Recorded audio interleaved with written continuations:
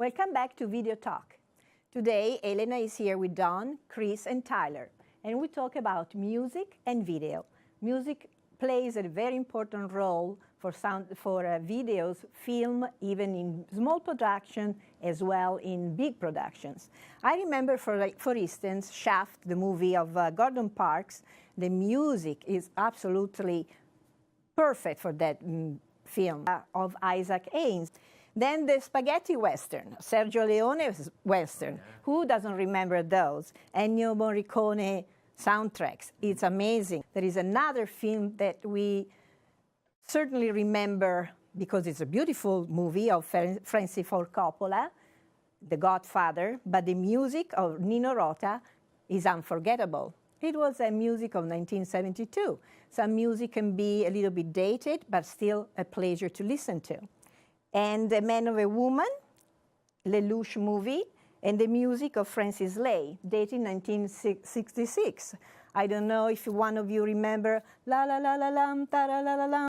Then there is a movie I really want to remember, Zeffirelli movie, 1961, Romeo and Juliet. Not the new version, the old one. And the music of Nino Rota is just absolutely stunning. We have famous bands. In the movie of James Bond, Live and Let Die, Paul McCartney and the Wings, 1973. And Zabriskie Point, a wonderful movie of Michelangelo Antonioni, and the music of the Pink Floyd. So today we have some musicians here, and who wants to start talking about the importance of soundtrack? I have the mic. I'll start. Okay, go ahead. There's different approaches, as you were saying, different kinds of music to fit genres, some old. The thing to think about that's interesting when you get a movie and a film and you're going to score the music to it is what year is the movie taking place. And so say in a soundtrack with Isaac Hayes, I mean, you hear that music and you go, oh, that's the 70s. And absolutely. you take that into deep consideration. Or if it's a period piece, what were the instruments then? And it's important, so when you write the music, that just by listening, it transports you into that era and into that subject matter. And there's certain songs that get written, as we all know, that when you hear them, it just transports you back into 60s, 70s, 80s, or there's also the sound of the future. And so you were mentioning Hans Zimmer. He's a wonderful, wonderful composer. And things change in how they're done, whether you use an orchestra or do you use a band, and all important aspects of creating a film.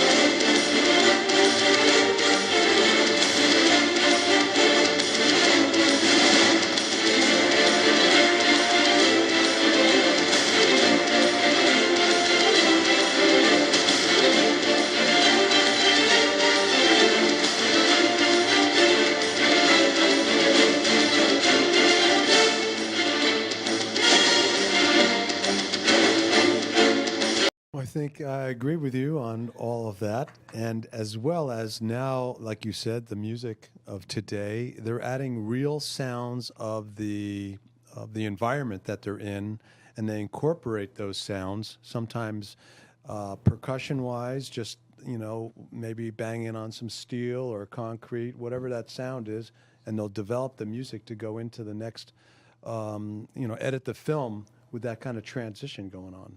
You know, depends on what we're looking for the bottom line. What do we want? Do we want a cello to come in with an emotional type of note coming through of curiosity or whatever it is that's creating? Or do we want rapid beats going on to get the audience on edge a little bit? And so it's hard to say. I have a question, since you both are musicians.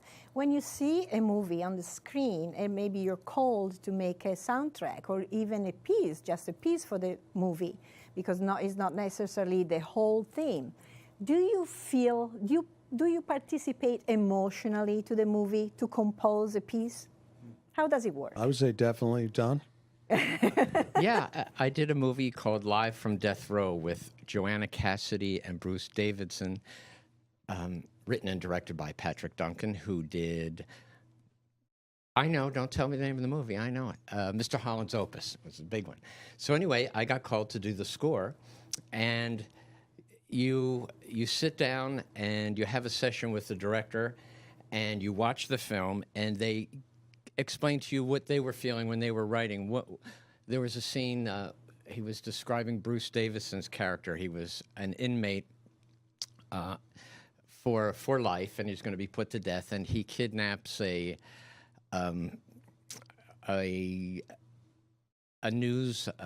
newscaster, and he says, you know, I'm going to kill all these people unless you put me on camera live from death row. Da-na-na-na.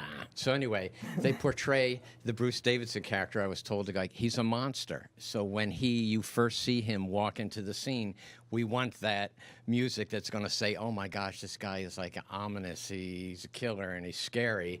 And then as you go through each character, they describe their emotional part that they're acting. And the job, an important job of the composer is to look at each scene and say, okay, were they really into their character so that you might not need a lot of music, might not need anything. Their part, what they were speaking, or so into it, it's best to be left alone. Or maybe it wasn't such a good acting scene for them, and then you can push the emotion musically. And it's very important. Without music, you know, try watching a scary movie with the sound off, and it looks silly. I think that music in the soundtrack for a movie is the most important part of the movie, more so than the video itself. Shaft, a lot of Stax record legends were in there, Isaac Hayes, and my friend Ronnie Hudson, he's the bass player for Stax Records, and many others, you know. I know Willie Hall does the drums for Stax Records. I don't know if he was in that, on that soundtrack, but a lot of Stax record legends were on that album, and I think the sound is the most important part of a film.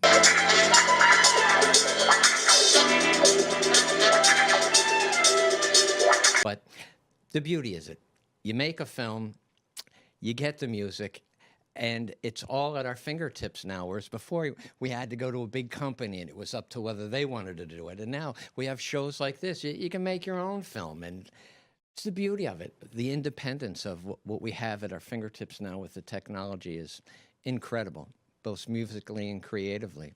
I think that to compose a piece, it can be a soundtrack or just a simple song, is just a teamwork, or it depends only on one composer? Oh, it can be either. I mean, it depends on the budget, for one. It depends on the maybe what the visual is that you're trying to create for the sound, or maybe you created the sound and you want to put it to a visual, you know. So it's hard to say. Like Don said, if you want an orchestra sound to it, well, you're going to need more than one person unless you bought the package. There you go. The Zimmer package. Yes, you too. I like going either way, you know, create the image in my mind first and then think about the sound, how it would be. But it just depends on how you wake up in the morning sometimes, right? Creativity there's no set rules to it. Just depends on how you feel sometimes. Your favorite soundtrack, or one of your favorite soundtrack? Which one pops up in your mind? Can I think about this? Anybody got one right now? You have one? Yes, Cape Fear. That was excellent. And they remade the movie, but the soundtrack was so good, they kept the original score. Uh-huh. Yeah, that was a good one. You have to listen to that one. And Tyler, which one is yours?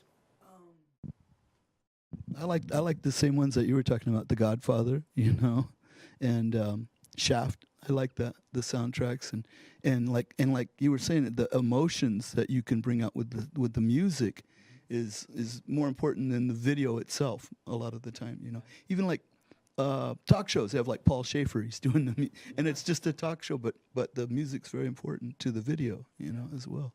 My most memorable sound was Apocalypse Now with the Doors, This Is the End, starting out. It was just a great way to start a movie with the end song. This is the end. beautiful friend. That's all for today. Thank you Well, for being here. Yes, thank you. My pleasure. Anybody got .coms they want to mention on the air? DonShift.com or DonShift1 on Facebook? Well, No? we have All right, there we go. Come on. tylervision.weebly.com. Find me on Facebook, Christopher Robbins. That's what TV's all about, folks. thank you for being here. And That's thank all you for today. See you the next time. Ciao. Thanks for having us. Yay, you.